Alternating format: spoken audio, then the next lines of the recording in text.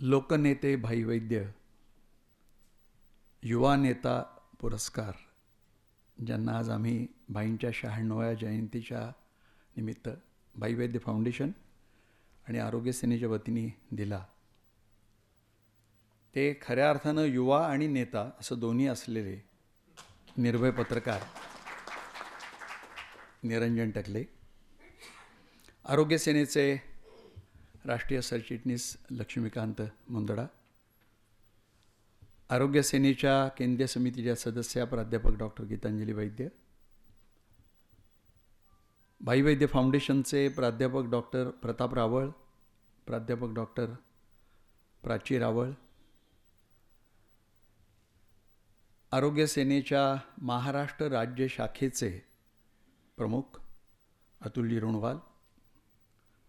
आज अनेक मान्यवर आवर्जून आलेले आहेत. मी सगळ्यांचा उल्लेख करणं शक्य नाही. उल्हासदादा आलेले आहेत, ज्ञानेश्वर मुळीक आलेले आहेत,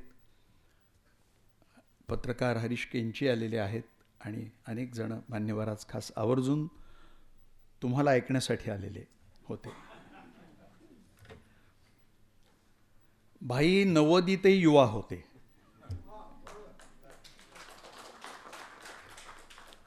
त्यामुळे युवा या शब्दाची व्याख्या आम्ही फार व्यापक करतो. त्या व्याख्येला कॅलेंडर लागू पडत नाही. तर त्या व्याख्येला त्या व्यक्तीमध्ये असणारी ऊर्जा, धडाडी, लढण्याची जिद्द ही आम्ही ग्राह्य धरतो. आता नेत्याचा अर्थ काय? खरं तर चारी बाजूला असणारे नेते पाहिले की यांना नेता म्हणू नये असं वाटायला लागतं. त्यामुळे आम्ही वेगळे आयाम शोधत असतो आणि वेगळे आदर्श शोधत असतो. त्या आदर्शांमध्ये तुम्ही नेताही आहात.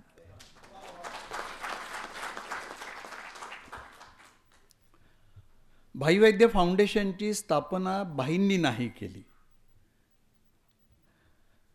कारण स्वतःच्याच हयातीमध्ये स्वतःच्याच नावाचं फाउंडेशन स्थापन करायला भाई काय सरदार पटेलांच्या स्टेडियमचं नाव बदलून नरेंद्र मोदी स्टेडियम नाव ठेवणारे आहेत की काय? तर ती मी केली. आणि त्याचं कारणही फार गमतीचं आहे की भाईंनी आयुष्यभर कधी नोकरी केली नाही, ना कधी व्यवसाय केला. आणि प्रथमपासून त्यांनी निर्णय घेतला की मी देशसेवेसाठी आयुष्य वाहीन आणि संसाराचा गाडा माझी बायको वाहील. आणि या दोघांच्या अंडरस्टँडिंगवर हा सगळा डोलारा उभारला गेला. पण भाईंना आमदारकी अनपेक्षितपणे आली. मग गोवा स्वातंत्र्य सैनिकाचं मानधन मिळायला लागलं. मग माझी आमदार म्हणून मानधन मिळायला लागलं. आणि भाई या मानधनातला पैन पै वाटण्यामध्ये खर्च करून टाकायचे. पण गंमत अशी झाली की मधल्या काळामध्ये ही मानधनं जरा घसघशीत वाढली. भाईंना रेल्वेचा प्रवासाचा पासही मिळाला. त्यामुळं 75पर्यंत साध्या सेकंड क्लासनी किंवा STच्या लाल डब्यांनी देशाच्या कानाकोपऱ्यात हिंडणारे भाई हे 75 नंतर त्या पासमुळे बरोबर एका व्यक्तीला घेऊन प्रवास करायला लागले. अर्थात त्यावेळेला गंमत अशी झाली होती की भाईंचे गुडघे खराब व्हायला लागले. आणि कुठल्या खेड्यापाड्यांमध्ये गेल्यावर तिथे भाईंना शौचासाठी बसणं शक्य नव्हतं. म्हणून मी भाईंना एका बॅगेमध्ये एक फोल्डिंग कमोड करून दिलं होतं. तेव्हा हे भाई हातातल्या एका बॅगेमध्ये कपडे आणि एका बॅगेमध्ये कमोड घेऊन समाजवादाची धुरा घेऊन समाजवादाचा प्रचार करत या देशाला समाजवादी लोकशाहीच्या दिशेला नेण्यासाठी खेडोपाड्यांमध्ये हिंडत होते. पण निदान त्या रेल्वेच्या पासामुळे ते झालं. आणि या मानधनं भाई जे वाटायला लागले तेव्हा गंमत झाली. ती पुढं वाढली आणि एक दिवशी चक्क भाईंना आयकर लागला. हे तर सगळे पैसे वाटून बसलेले होते. मग आयकर भरला मी. आणि मी भाईंना म्हणलं भाई हा कुठला उफराटा नाही आहे. तुम्ही पैसे वाटून टाकता आणि तुम्ही आयकर भरताय. बरं, तो आयकर भरायलाही तुमच्याकडे पैसे नाही आहेत. तर आपण जरा काहीतरी याला वेगळं रूप देऊयात. आणि मग विचार करून भाई वैद्य फाउंडेशन हे जन्माला घातलं. आणि मग भाईंचे पैसे या फाउंडेशनमध्ये टाकत आम्ही अनेक उपक्रम भाईंच्या हयातीतच सुरू केले. आणि त्यातल्या अनेक उपक्रमांचे जवळजवळ सगळे पैसे बाईंच्या मानधनातले आम्ही वापरायचो. पण बाईंच्या नंतर हे फाउंडेशन आरोग्य सेनेच्या सर्व कार्यकर्त्यांनी आणि बाईवैद्य फाउंडेशनच्या विश्वस्तांनी अत्यंत जोमाने चालू ठेवलं. बाईवैद्य फाउंडेशनचा आता एक येऊ घातलेला उपक्रम आज मला आपल्यासमोर बाईंच्या जयंतीच्या निमित्ताने मांडणं अत्यंत गरजेचं आहे. आम्ही तारीख अंदाजे सांगतोय 9 ऑगस्टची पूर्वसंध्या म्हणजे 8 ऑगस्ट, जो समाजवाद्यांच्या दृष्टीने फार महत्त्वाचा दिवस आहे. कारण छोडो भारतची घोषणा ही समाजवादी नेते युसूफ मेहर अलींनी दिली. क्विट इंडियाची घोषणा ही युसूफ मेहर अलींनी दिलेली आहे. आम्ही आरोग्य सेनेचं आणि बाईवैद्य फाउंडेशनचं जे मार्केट यार्डला कार्यालय आहे, त्या कार्यालयाला आता बाईवैद्य अकादमी ऑफ सोशल स्टडीजमध्ये रूपांतर करत आहोत. जावडेकरांची परवानगी घेऊन हेही तुमच्या पुढे मांडायला हरकत नाही की त्याची जी आमची बैठक झाली त्यात प्राध्यापक शरद जावडेकरांनी त्याचं पहिलं प्राचार्य म्हणून प्राचार्यपद स्वीकारावं असं ठरलेलं आहे. अर्थात ही अकादमी काय असणार हे मी सांगायची गरज नाही. तुम्ही जे शांताबाई दाणींचं उदाहरण सांगितलं आणि त्या वर्तमानपत्र टाकणाऱ्या मुलाला बोलवून त्याचा वर्ग कसा घेत होतात, असेच वर्ग तिथे चालणार आहेत. आणि अशा वर्गांची थांबलेली परंपरा एका वेगळ्या पद्धतीने आम्ही पुन्हा चालू करणार आहोत. आणि मला खात्री आहे की आपण त्याला फार उदंड असा प्रतिसाद द्याल. दुसरा जो शिष्यवृत्तीचा उपक्रम आहे तो एक खूप वेगळा उपक्रम आम्ही जन्माला घातला की बाईंनी आयुष्यभर शेवटची 30 वर्ष विशेषतः KG to PG मोफत सर्वांना समान आणि गुणवत्तापूर्ण शिक्षणाचा लढा दिला. आणि जो राईट टू एज्युकेशनचा जो कायदा संमत झाला तो या बाईंच्या अखिल भारतीय समाजवादी अध्यापक सभेच्या लढ्याचं फलित आहे.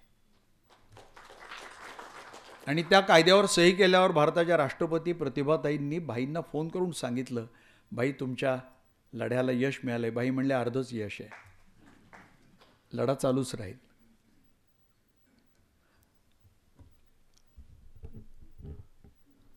आम्हाला असं वाटलं की आपण अजून वेगळ्या पद्धतीने काम करू. म्हणजे आता ती अखिल भारतीय समाजवादी अध्यापक सभा आहे जी अखिल भारतीय समाजवादी शिक्षण हक्क सभेमध्ये त्याचं आम्ही रूपांतर केलं आहे. आम्ही त्यांच्याबरोबर आहोतच, खांद्याला खांदा लावून लढतोच आहोत. पण एक वेगळं काही आपण पद्धतीनं या प्रश्नाकडे वळावं असं वाटलं म्हणून ही शिष्यवृत्तीची योजना आम्ही चालू केली की एखाद्या दात्यांनी वर्षाला 12,500 रुपये द्यायचे. त्यातले 12,000 आम्ही विद्यार्थ्याला देणार. 8वीला विद्यार्थी निवडले जातील कारण शाळा गळतीचं प्रमाण हे त्या काळामध्ये सर्वात जास्त असतं. आणि 8वी ते 12वी त्या विद्यार्थ्यांना आधार देत आम्ही पुढं नेऊ. सुरुवात 4 विद्यार्थ्यांनी झाली, 10वर आकडा गेला, 30वर आकडा गेला. गेल्या वर्षी तो आकडा 60वर गेला. आणि यावर्षी आमचं लक्ष 15 सप्टेंबरला ही शिष्यवृत्ती मुलांच्या हातात देणार आहोत. 100 आकडा गाठायचा आहे. आणि ते लक्ष्यही पूर्ण होईल असं आता मला दिसतंय. आणि जे काही थोडंफार मध्ये कमी पडेल ते तुमच्यातलं कोणाच्या नक्कीच मनात येईल की आपण या शिष्यवृत्तीसाठी आपलाही हातभार लावावा. ते आक्षेप घेणार नाहीत असं गृहीत धरून मी जाहीर करतोय की आत्ताच 2 दिवसापूर्वी डॉक्टर गीतांजली यांचे मामा मामी श्रीयुत शरदचंद्र सराफ आणि आशाताई सराफ, आशाताईंनी 11,20,000 रुपये आम्हाला या शिष्यवृत्तीसाठी दिले.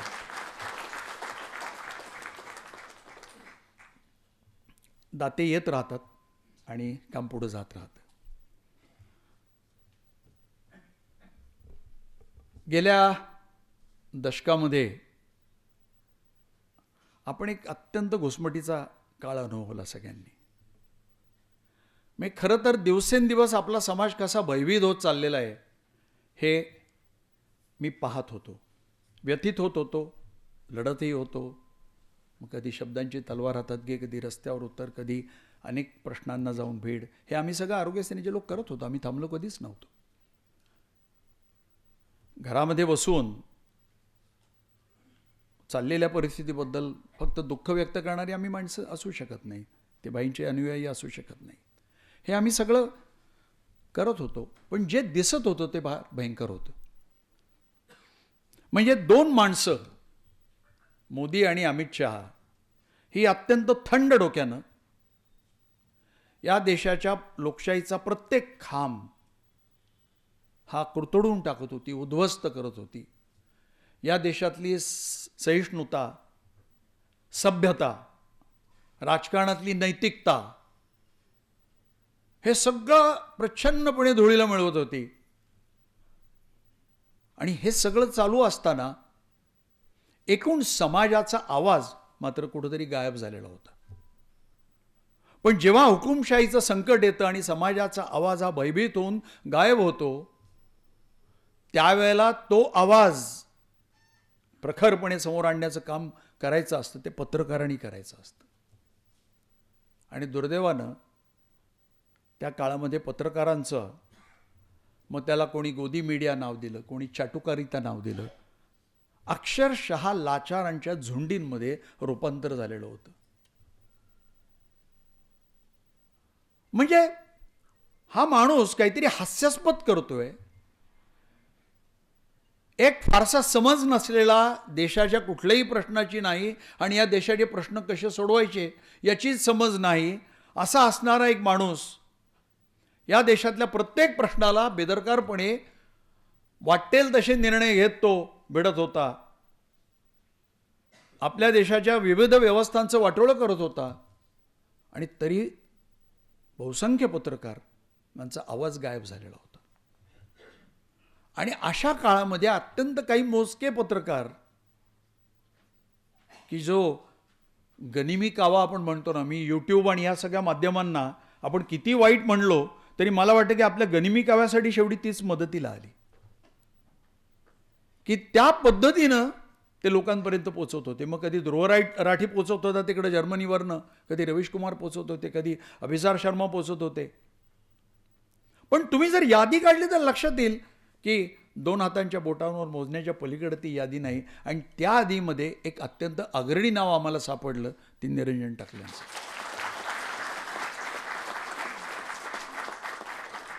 म्हणजे आता ही जी सगळी झुंड, राजकीय लोकांची झुंड, धर्माचा बुरखा घेऊन या देशाचा कब्जा करण्याचा प्रयत्न करत होती, तो अश्वमेघ निदान थांबवण्याचं काम ज्या पत्रकारांनी केलं, त्या पत्रकारांमधलं हे एक अत्यंत अग्रणी असं नाव आहे. त्यामुळे बाईंचा पुरस्कार द्यायला एवढं उचित व्यक्ती असू शकत नाही. त्याच्यासाठी ते युवा म्हणजे नक्की काय? अहो, वैद्यकीय व्याख्या आता म्हातारपणाची आम्ही 75ला सुरू केलेली. त्यामुळं कोणाला युवा म्हणायचं आणि कोणाला नेता म्हणायचं.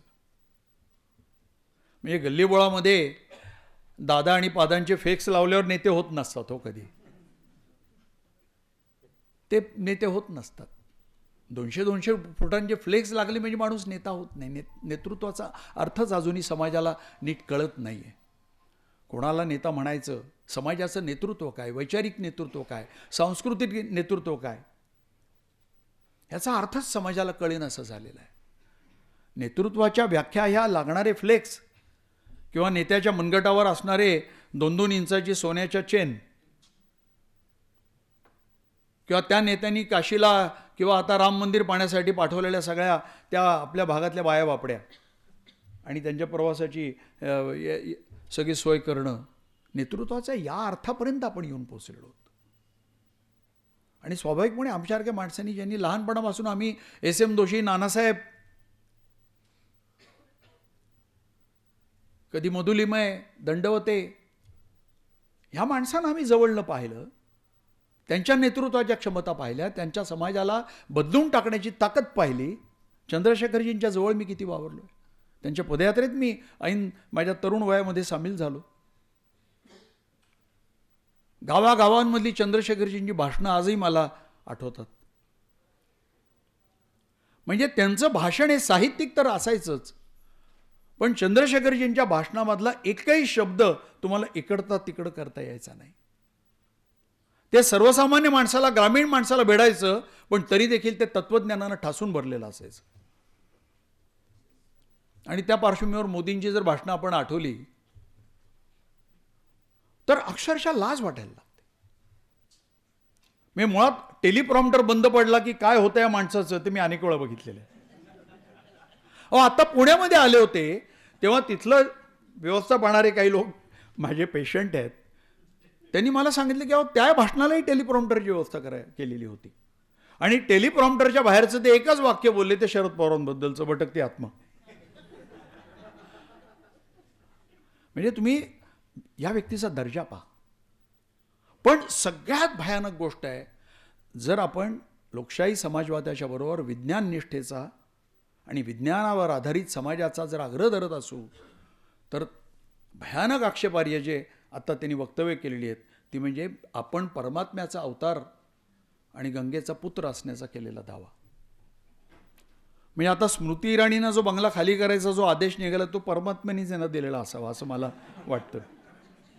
म्हणजे परमात्म्यामध्ये आणि इकडे काहीतरी बिघाड झालेला आहे. आणि हाच माणूस डॉक्टर्सच्या आणि वैज्ञानिकांच्या परिषदांमध्ये काय त्यांनी सांगितलं,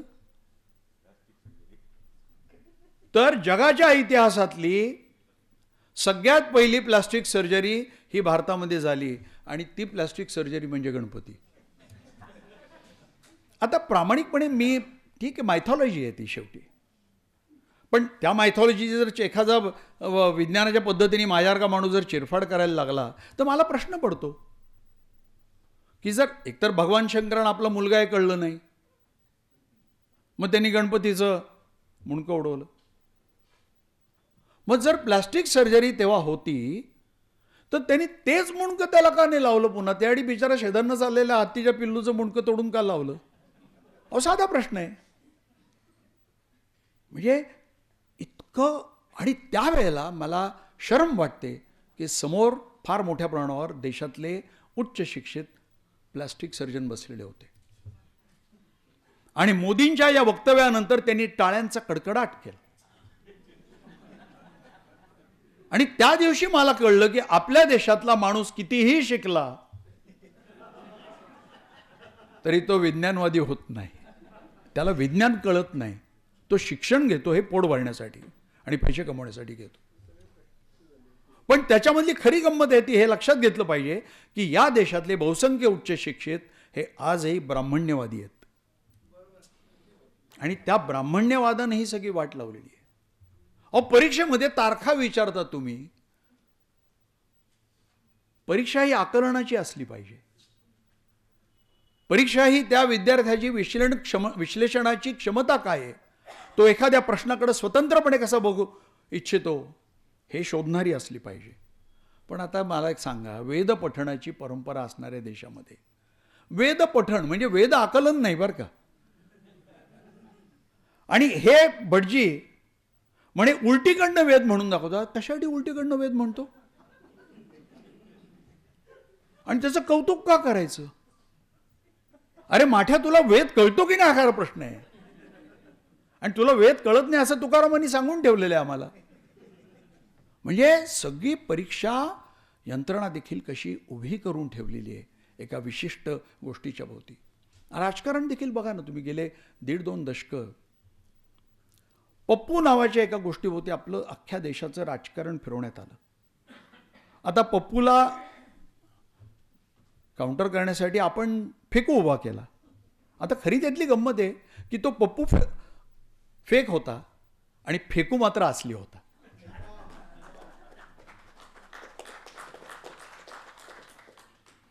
बरं, बेधडक हा माणूस फेकतो. त्यांनी सांगितलं ना ते एका मुलाखतीमध्ये की मी ते गटार त्या रेल्वे स्टेशनच्या शेजारनं कसं वाहत होतं आणि अभी मेरे मन में आया कि यहाँ से जो गॅस निकलता है. मग त्याच्यावर एक भांडं टाकलं, त्याला बोक पाडलं, नळी लावली आणि ते डायरेक्ट स्टोवला जोडली आणि त्याच्यावर चहा करून त्यांनी तिथल्या लोकांना दिला. माझं आजही त्यांना जाहीर आव्हान आहे की लोहिया नगर झोपडपट्टीमधल्या त्या नाल्यावर तुम्ही या, मी तुम्हाला भांड देतो, नळी देतो आणि तुमच्या हातचा मला चहा एकदा प्यायचा. पण हे घडल्यावरही देशातल्या कुठल्याही वैज्ञानिकांनी त्याच्यावर आक्षेप घेतला नाही. पुढच्या अजून गंमत, एक दिन जा रहा था तो एक किसान ट्रैक्टर पे वो अपना ट्रैक्टर का टायर लेके जा रहा था. तो मैंने पूछा उसे, क्या कर रहे हो? तो घर का गोबर गैस उसमें भर के वो लाता था और अपने खेत में जाके वहां का इंजिन चालवता था. आता मी अवाक झालो की शेतीचा पंप गोबर गॅसवर चालणारा कुठं सापडला यांना, कारण तो तर इलेक्ट्रिसिटीवर चालतो. आणि ट्रॅक्टरच्या टायरमध्ये हवा कोण भरतं? पण त्या मुलाखतीनंतरही लोक थक्क झाले. डॉक्टर्स थक्क झाले, प्राध्यापक थक्क झाले, वैज्ञानिक थक्क झाले. हे जे थक्क होणं आहे त्याला माझा आक्षेप आहे. एकालाही असं वाटलं नाही की आपल्या देशाचा पंतप्रधान हा मूर्खासारखा बोलतोय, हा अवैज्ञानिक बोलतोय, आणि आता तर परमात्मा म्हणून त्यांनी दावा केलेला आहे. पण एक लक्षात घ्या, आपण एका बाजूला एक अत्यंत हास्यास्पद, आपलं अज्ञान सातत्यानं उघडं करणारी व्यक्ती देशाच्या सर्वोच्च पदावर पाहतोय, पण त्या माणसानं 2 मॉडेल जन्माला घातली, एक गोगोई मॉडेल आणि एक लोया मॉडेल.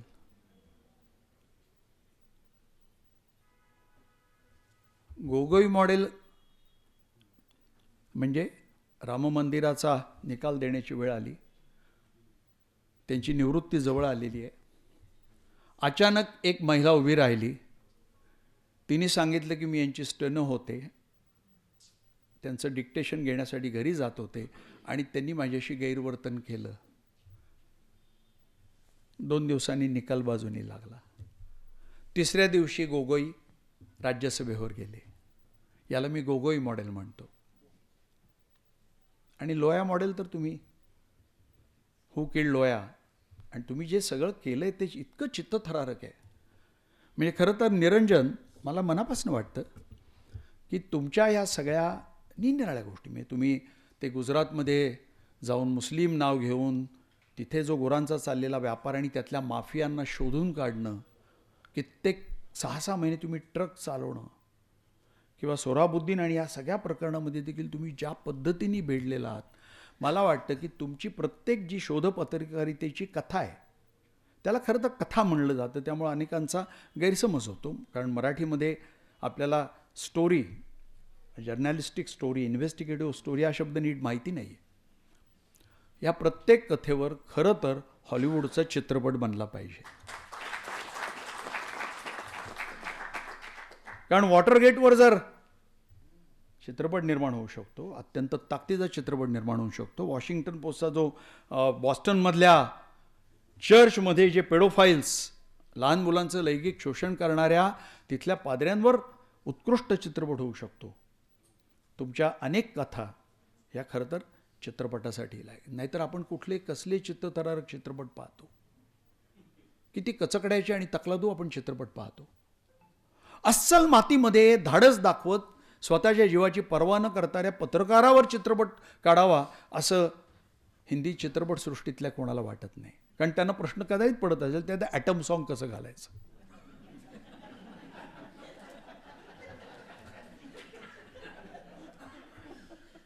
कारण कुठल्या अभिरुचीवरच आपल्याला उभं केलंय ना. समाजच, अभिरुचीच त्या समाजाची सगळी इतकी बिघडून टाकलेली आहे, त्याच्यावरच आपल्याला उभं करून ठेवलेलं आहे. म्हणजे प्रत्येक गोष्टीचा आपला पाया बघा तुम्ही, लक्षात घ्या की कसा भयानक करून ठेवलेला आहे.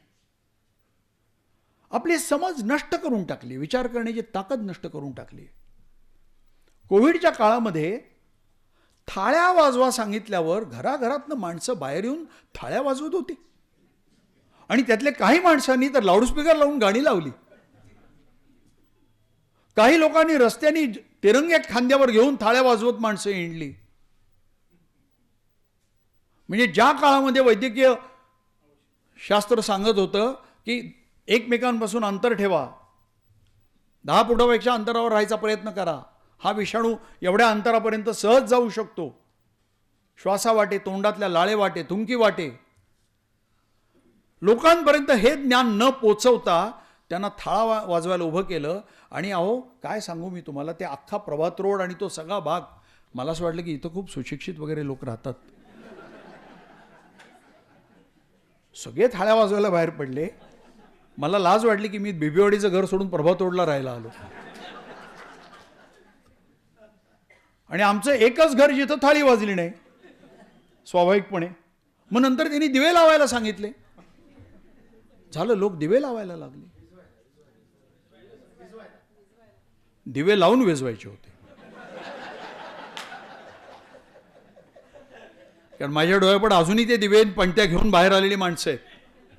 आणि मी पाहतोय की याच्यामध्ये हे प्राध्यापक आहेत या महाविद्यालयातले, हे इंजिनियर आहेत, हे डॉक्टर आहेत. पण या दोन्ही वेळेला त्याचं जे स्पष्टीकरण करण्यात आलं ते भयानक लज्जास्पद होतं. की थाळ्या वाजवल्यावर त्याच्यातनं निर्माण होणारी ऊर्जा आकाशात कशी जाते, त्या ऊर्जेचे ढग कसे बनतात आणि त्या ढगांनी विषाणू कसा नष्ट होतो, आणि ते भयानक लज्जास्पद होतं. आणि ह्याच्यावर आक्षेप घेतले गेले नाहीत. म्हणजे ब्राह्मण्यवाद हा विज्ञानाचं शिक्षण घेतलेलं आहे माणसांच्या मनामध्ये किती खोलवर रुजलेला आहे. सावरकरांचं उभ्या आयुष्याची खरं तर तुम्ही पोस्टमॉर्टेमच केलं. त्यामुळे जे तुमच्याबद्दल ज्या प्रतिक्रिया आल्या त्या अशाच लोकांनी दिलेल्या आहेत, त्याच्याबद्दल मला पूर्णपणे खात्री आहे. तुम्ही चिरफडच केली त्या माणसाची. म्हणजे विज्ञानवादी ज्या माणसाला म्हटलं गेलं तो माणूस खरं तर सर्वार्थाने अविज्ञानवादी होता. मी सावरकरांना विज्ञानवादी देखील म्हणत नाही, विज्ञाननिष्ठही म्हणत नाही. एकच काय, तो त्यांचा क्षकिरण मधला जो निबंध आहे की गाय हा एक उपयुक्त पशु आहे, हे सोडलं तर सावरकरांच्या कुठल्याही लिखाणामध्ये मला खऱ्या अर्थानं विज्ञाननिष्ठा कधीच आढळली नाही. आणि उलट ज्या महात्मा गांधींना आपण त्या अर्थानं धार्मिक आणि संपूर्ण श्रद्धेवर आयुष्य जगणारा माणूस म्हटलं, त्या गांधींचं जर लिखाण तुम्ही वाचलं तर तुमच्या लक्षात येईल की एक फार वेगळी विज्ञाननिष्ठा त्यांनी आयुष्यभर जोपासली होती. अस्पृश्यता हटवण्याचा प्रयत्न नाही त्यांनी केला. समरसता आणि पतित पावन मंदिर, म्हणजे ब्राह्मण आणि दलितांनी जवळजवळ बसून आपापल्या ताटामध्ये जेवायचं. म्हणजे तिथेही ती ताटाला ताटं लागणार नाही व्यवस्था केलेली होती. त्यांनी आंतरजातीय विवाहाचा कधी पुरस्कार केला नाही. ते जातीअंताची कधी भाषा बोलले नाहीत. कारण जात व्यवस्था ही या जगातली सगळ्यात विकृत आणि सगळ्यात अवैज्ञानिक अशी व्यवस्था आहे. त्याच्यावर त्यांनी कधी हल्ला केला नाही. आणि म्हणून निरंजन टकलेंचं तेही खूप मोठं विशेष आहे. त्यांचं येणाऱ्या पुस्तकाबद्दल मला खूप कुतूहल आहे. सावरकरांवर त्यांचं जे पुस्तक येतं आहे आणि त्यांच्या संपूर्ण आयुष्याचा पोस्टमॉर्टेमचा एक लेखाजोगाच ते त्या पुस्तकामध्ये मांडणार आहे. त्यामुळे ते खूप कुतूहल आहे. आणि हे वैशिष्ट्य आहे शोधपत्रकारितेचा अर्थ असतो की समाजामध्ये जे चुकीचं चाललंय, जिथं भ्रष्टाचार चाललाय, जिथं काही भ्रष्टाचार दडपला जातोय किंवा अत्यंत काही गैर गोष्टी घडत आहेत, अशा गोष्टी ओळखायच्या, त्या गोष्टींना भिडायचं, त्या गोष्टींचं सत्य शोधण्यासाठी आपलं आयुष्य पणाला लावायचं, त्या गोष्टीचं सत्य शोधून काढलं की ते समाजापुढे उलगडून मांडायचं, आणि शक्य झालं तर त्या सत्याच्या आधारे बदल करायचाही प्रयत्न करायचा. तुमच्या गोव्याच्या इन्व्हेस्टिगेटिव्ह स्टोरीमुळे तिथल्या बेकायदेशीर खाणी बंद पडल्या, हे फार महत्त्वाचं आहे.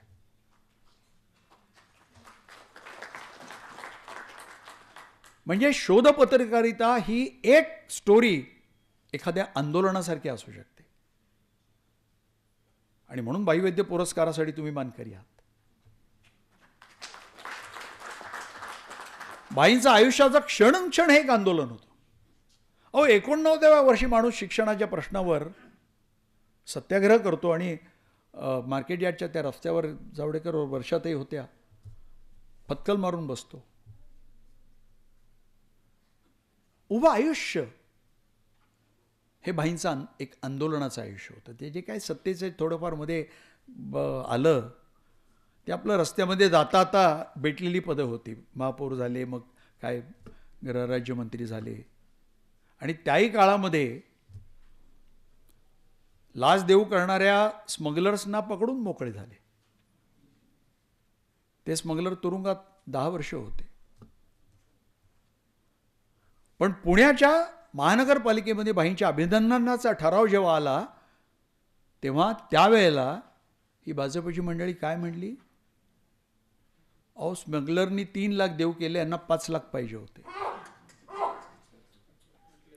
पण तो खटला उभा राहिला कोर्टामध्ये जेव्हा भाईंचं पद गेलं होतं. आणि तेव्हा मी भाईंना पुणे स्टेशनवर सकाळी पोचवायचो आणि भाई सकाळची प्रगती घेऊन मुंबईच्या उच्च न्यायालयामध्ये जात होते. आणि स्मगलरकडनं खटला कोण लढवत होते, राम जेठमलानी, आणि हारले. आणि जेव्हा राम जेठमलानी स्मगलरचा खटला हारले तेव्हा भाई सत्तेवर नव्हते, भाईंकडे खुर्ची नव्हती.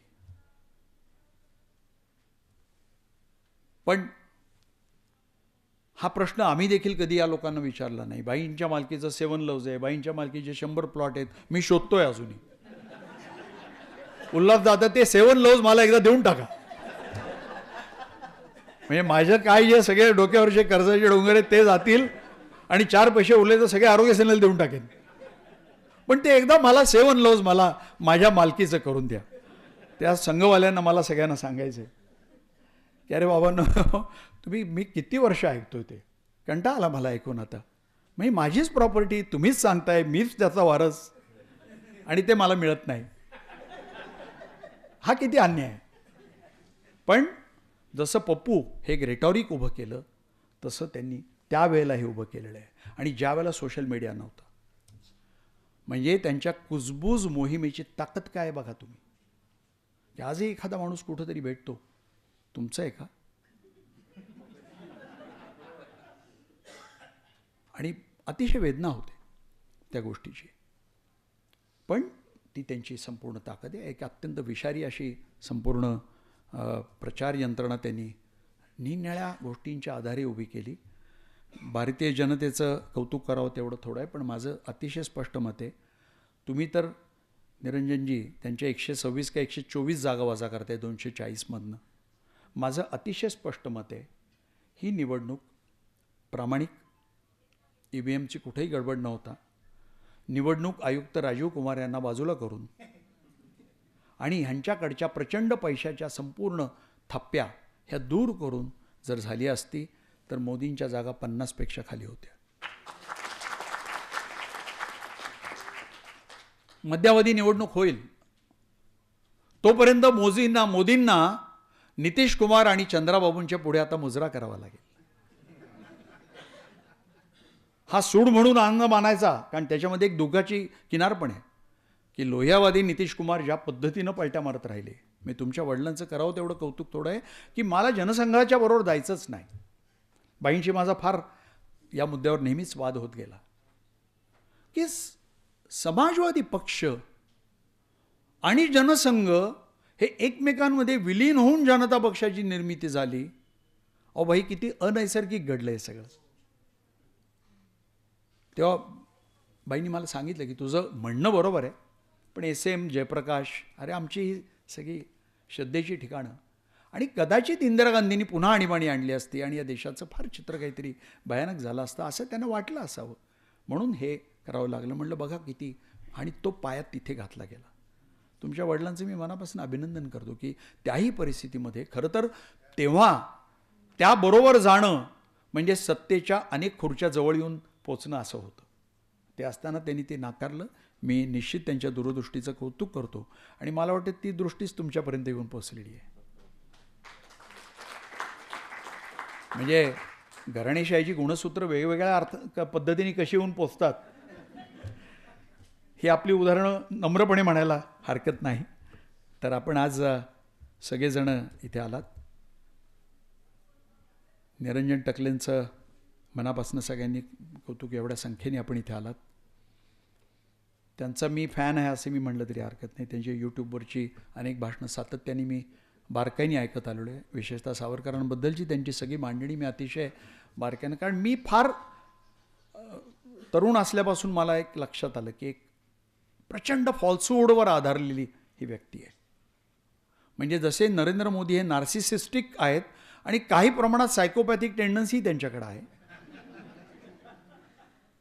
त्याचे बरेचसे ट्रेड सावरकरांमध्ये मला अनेक वेळा आढळत गेलेले आहेत. कारण स्वातंत्र्यवीर स्वतःलाच त्यांनी म्हणून घेतलं, स्वतःचं चरित्र लिहिलं, टोपण नावाने लिहिलं, नंतर स्वतःच कबूल केलं की हे टोपण नाव मीच घेतलं होतं.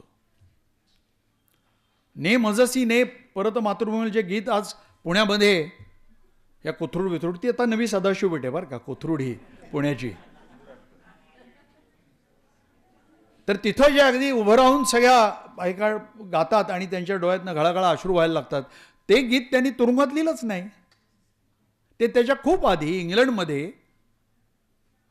आपल्या भावाचं मूल जे गेलं तेव्हा वहिनीला लिहिलेलं ते पत्र आहे. कसं एक फॉल्सहूडवर सगळं उभं, खोटेपणावर एक मिथक उभं केलं जातं.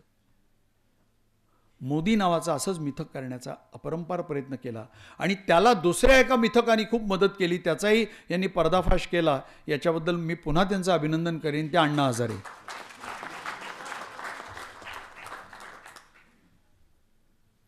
निरंजनजी, अण्णा हजारेंच्या उपोषणाच्या 13व्या दिवशी रिडीफ न्यूजवर मी एक आर्टिकल लिहिलं, कारण त्यांना कुठनं तरी कळलं होतं की त्यांच्या पहिल्या उपोषणाला मी डॉक्टर म्हणून त्यांना बघायला गेलो होतो आणि माझ्याकडे काहीतरी माहिती आहे की जी वेगळी आहे खूप, आणि ते ग्लुकोज बिकोज घ्यायचे मला सगळं माहिती होतं. म्हणजे त्यांच्या त्या पेनीच मला विचारलं तिथे त्या राळेगण सिद्धीच्या मंदिरात, बाबाडा होते बरोबर, डॉक्टर केतकर होते माझ्याबरोबर, की एवढं ग्लुकोज आणि इलेक्ट्रॉल दिलं तर चालेल का? तर 1/2 किलो इलेक्ट्रॉल आणि 1/2 किलो ग्लुकोज असं मला त्यांनी पुढा दाखवला. म्हणलं हो नक्कीच चालेल, याच्यावर 1 वर्षभर उपोषण मी करू शकेन.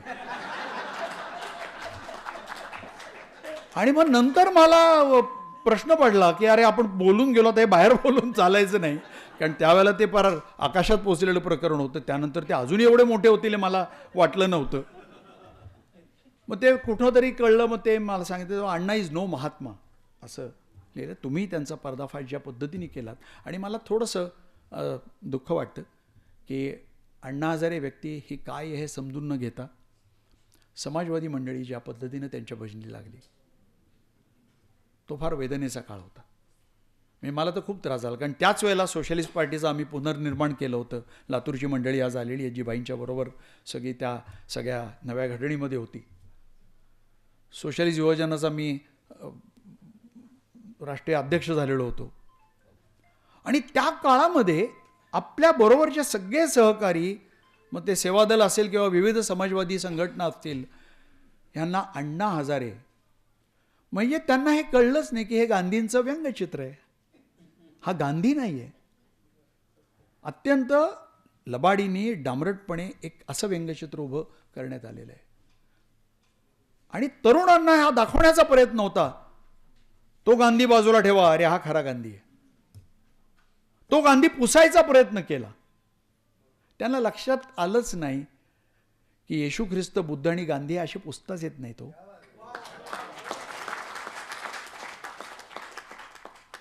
अहो त्यांनी इतिहासाच्या कालचक्रावर आपले ठसे उमटवलेले असतात आणि ते त्यांच्या तत्वज्ञानानं उमटवलेले असतात. तुम्ही त्यांना काय गोळ्या खाला, फासावर लटका, कुरसावर लटकवा, ते जात नसतात.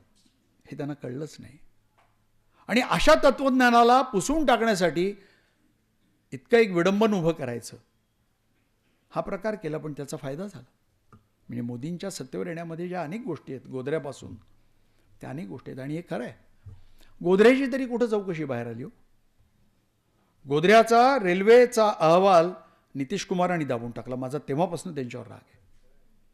प्रकाश आंबेडकरांबरोबर एक सभेमध्ये मी हे जाहीरपणे सांगितलेलं आहे, कारण त्या अहवालामध्ये खरं बाहेर पडलं. माहिती नाही तो अहवाल कुठे आहे. तो नितीश कुमार त्यांच्याबरोबर मधनं जातात तेव्हा वाटायला लागतं की ते सर्व पुरावे नष्ट करण्याचं काम करायचं की काय, ह्या सगळ्या गोष्टींचं. आणि त्यामुळं पुलवामाचा देखील कुठली चौकशी होण्याची शक्यता मला वाटत नाही.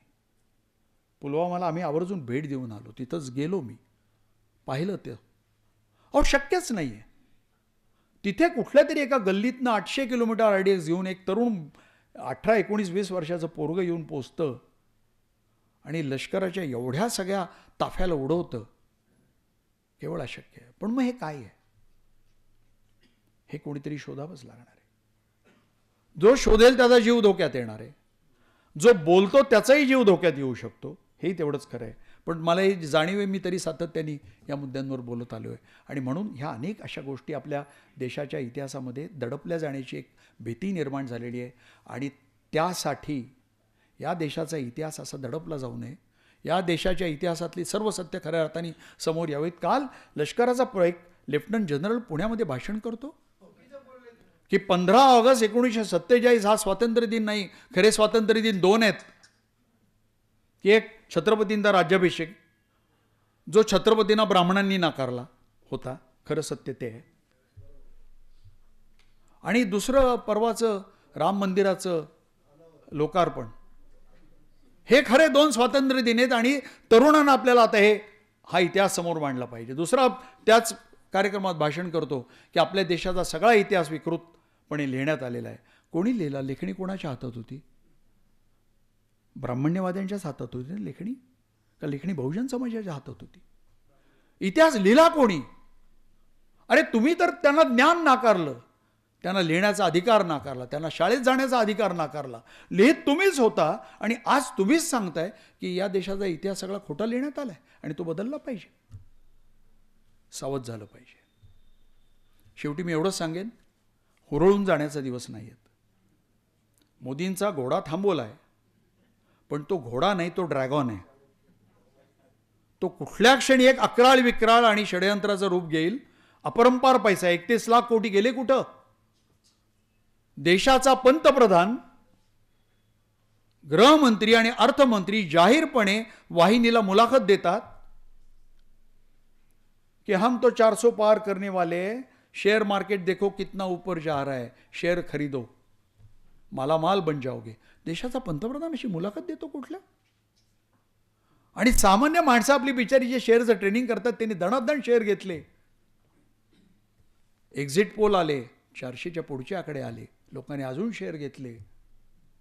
हुशार लोकांनी काढून घेतला, प्रॉफिट बुक करून घेतला, सगळं कोसळलं. 31 लाख कोटी रुपयाचा अर्थ समजून घ्या की पुढचे 25 वर्ष या देशाला मोफत आरोग्य आणि शिक्षण देता येईल. गेले कुठे पैसे? का अशी मुलाखत दिली? हे नियोजनबद्ध आहे. संपूर्ण देशाची राजकारणाची सर्व सूत्र फार हुशारीनं, नुसत्या धर्माच्या आधारे नाही तर अर्थाच्या आधाराने, पैशाच्या आधारानं ताब्यात घेण्याचं हे षडयंत्र आहे. म्हणून आपल्याला सावध झालं पाहिजे. आता थोडं पावलं त्यांची मागं गेल्यासारखं दिसतंय, पण त्यांचं वैशिष्ट्यच आहे हो. जेव्हा सत्ता जरा दूर जाते तेव्हा ते स्वतः देखील बिळात जाऊन लपतात. मग बिळातनं हळूच डोकं काढून बाहेर बघत राहतात की आपली वेळ कधी येते आणि आपल्याला आतमधनं अजून पोखरता कसं येईल. देश पोखरून ठेवलेला आहे. विरोधी सत्ता जरी कोणाची आली तरी त्यांना या देशावर राज्य करणं हे इतकं सोपं जाणार नाही आहे. ते अत्यंत अवघड जाणार आहे. कारण या देशातली कुठलीही व्यवस्था आज त्यांनी पोखरून टाकलेली आहे. त्यामुळे ते एक फार मोठं आव्हान असणार आहे. आणि दुसरं म्हणजे त्यांच्या आता लक्षात आलं आहे की आपण लटकलो मध्ये. मध्यावधी निवडणुका घेतल्या तरी त्या तशा घेणार नाहीत, काहीतरी षडयंत्र रचून घेतील. मग कदाचित POK घेतला म्हणून जाहीर केलं जाईल. कदाचित हिंदू मुसलमानमधल्या दंगली, मणिपूर मॉडेल हे देशभर घडवलं जाईल. याच्यातलं काही घडू शकेल. आणि म्हणून आपण सगळ्यांना सावध राहिलं पाहिजे. आणि आपल्याला या निमित्ताने बाईंच्या जयंतीच्या दिवशी आपल्याला सगळ्यांना हा प्रण केला पाहिजे की वाटेल त्या परिस्थितीमध्ये आत्ताच्या या अर्ध्या यशाने हुरळून न जाता हे आव्हान काय आहे समजून घेऊन आपण पुन्हा अधिक प्रखरपणे लढण्यासाठी सज्ज होऊ. आणि मला खात्री आहे की निरंजन टकल्यांसारखे पत्रकार त्या लढाईमध्ये आपल्याबरोबर असतील. धन्यवाद.